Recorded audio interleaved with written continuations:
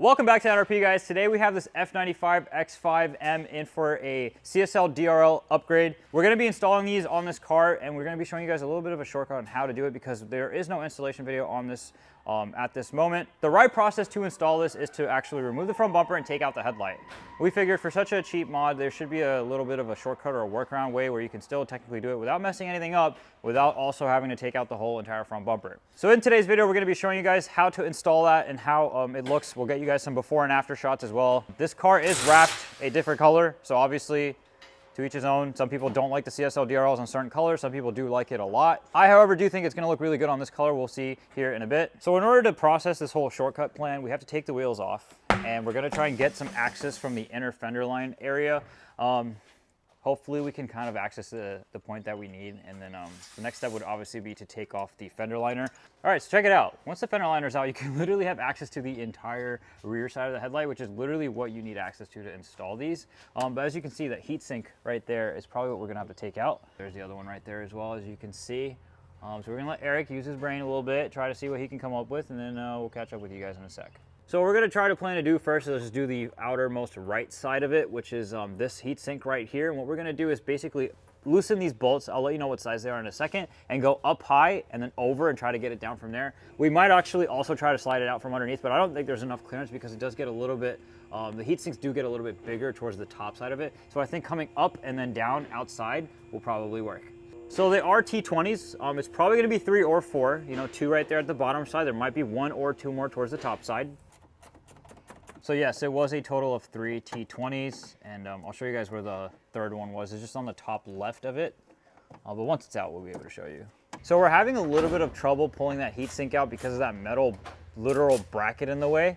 So what Eric's gonna do now is we're gonna loosen those 2 bolts and see if that gets us anywhere. All right, guys, so check it out. After we did a little bit of messing with it, we tried to get the heat sink out without touching this, and we tried to go up, it wouldn't let us. We tried to go down, it wouldn't let us, but then Eric realized like it's just so close from coming out. So what we ended up doing was we loosened these 2 10mm bolts right here to loosen this bracket, and we went ahead and loosened these 2 10mm bolts as well, and that gives us all this free clearance to move this around. It's still zip tied to this line, so don't worry too much about it, and then you have all the clearance in the world to pull out the heatsink. That's literally it. Pretty simple.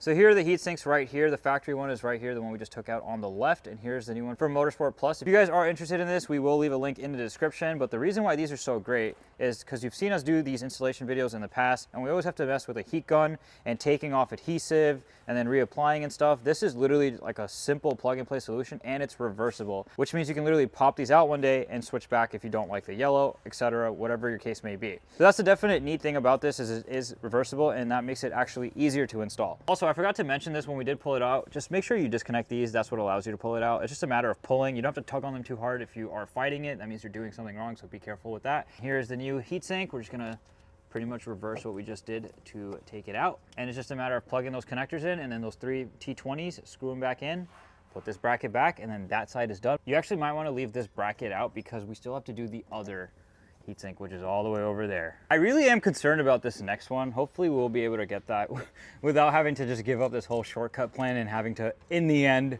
lose to the forums and end up having to take the front bumper off. Once you are done screwing those 3 T20s back in, you technically can, from the looks of it, put this bracket in right now before you start worrying about that. But just in case, because we don't know yet, we're just gonna leave it out and we'll put it back at the end. But now we have to get to that. And there are 3 T20s. From what I'm seeing, if you are looking at a clock, it's like one is at the 9 o'clock position, one is right about the 5 o'clock position, and then there probably is going to be another one around the 2 or 3 o'clock position, or 1 o'clock position. It's a little bit more like offset. So after a ton of battling, we went ahead and popped the hood just to see if we can maybe get the other T20 that is literally impossible to get from the bottom side.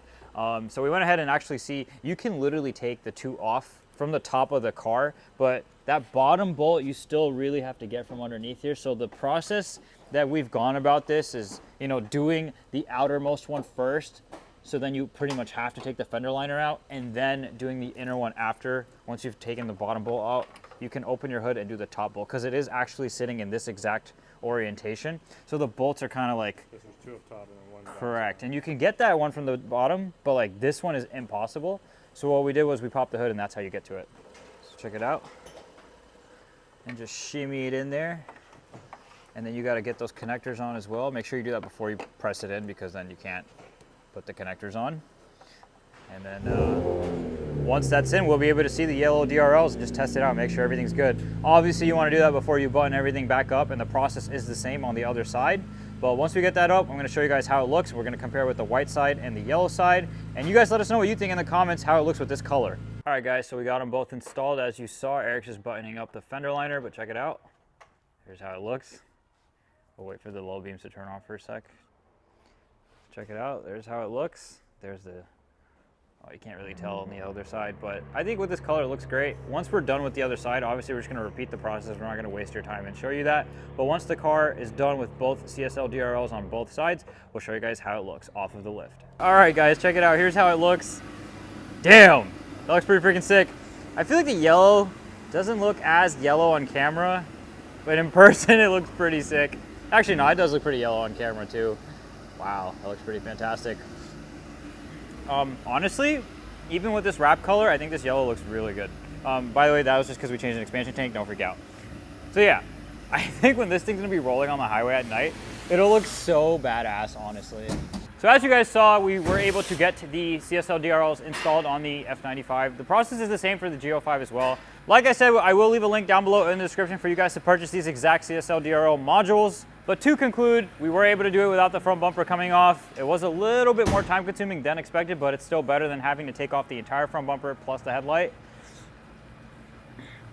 And the best part about it is when you do it this way, you can still always just plug it in and then check, make sure everything's working along the way, versus taking all of it off, doing the CSL DRL modules, putting it all back together, and then testing it. And then what if one isn't working, or what if one of the connections are not connected fully? You don't have to worry about any of that. But overall, I think it looks great. Let me know what you guys think down below in the comments. Like I said before, this is a quick install. It's pretty easy, or fairly easy, especially if you have a lift. It's not insanely expensive either. And in my opinion, whenever you have a modification that does a drastic or pretty drastic difference, it's cheap, pretty easy to install. It's always a must-do mod. But anyway, guys, that concludes today's video. We'll catch you guys in the next one.